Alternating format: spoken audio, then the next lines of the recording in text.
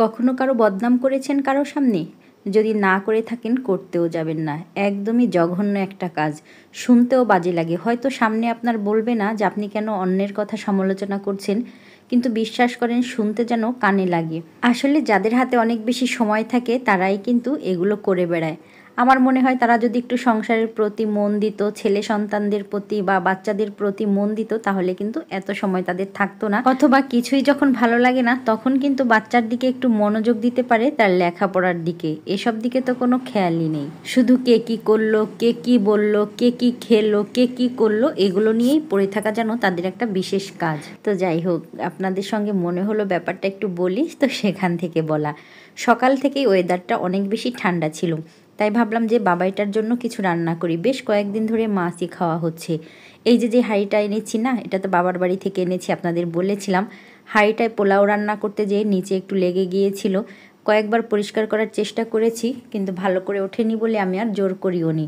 কারণ হাঁড়িটা একটু পাতলা টাইপের, তো হয়তো দেখা গেল ছিদ্রই হয়ে গিয়েছে। রান্না করতে করতে বা কাজ করতে করতে হয়তো উঠেও যাবে, পরিষ্কার হয়ে যাবে। বিরিয়ানি রান্না করব, ওয়েদার ঠান্ডা, বেশ কিছুদিন গরম পড়ার পরে।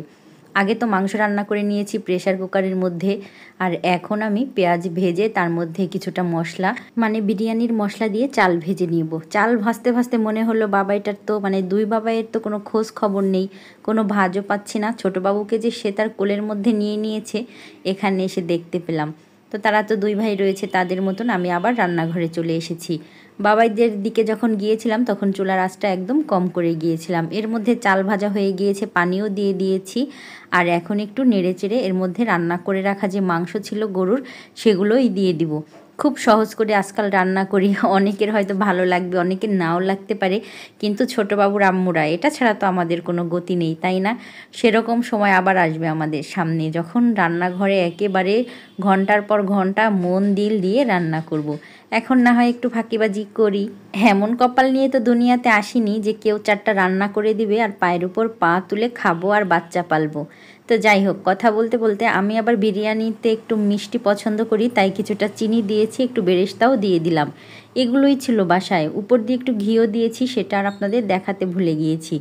বেশ কিছু সময় এভাবে চাপা দিয়ে রেখেছিলাম, এখন এসেছি একটু উল্টে পাল্টে দিতে। চালগুলো অনেক বেশি ভালো, যার জন্য খুব সহজেই সুন্দরভাবে সিদ্ধ হয়ে গিয়েছে। পানি একদমই কম বেশি হয়নি, আর চালগুলোও কিন্তু কাঁচা হয় না।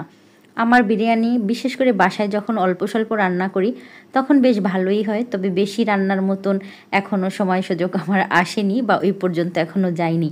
এইটুকুর মধ্যেই সীমাবদ্ধ। তো খাবার দাবার খেতে হবে, সব রান্নাবান্না শেষ, মানে সব বলতে বিরিয়ানি রান্না শেষ।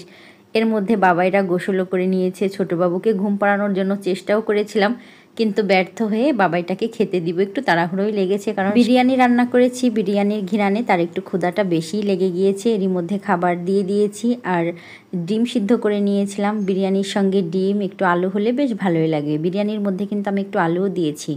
বাবাইটাকে বেড়ে দিয়ে সে তো খেতে শুরু করে দিয়েছে, আমিও খাবার নিয়ে তারই কাছে চলে গিয়েছি। ছোটোবাবুকে তো ওই যে বললাম ব্যর্থ চেষ্টা ঘুম পাড়ানোর, তো সে তার মতন খেলছে, আমরা মা ছেলে বসে বসে খেয়ে নিচ্ছি। আপনাদের ভাইয়া তো বাসায় নেই, অফিসে।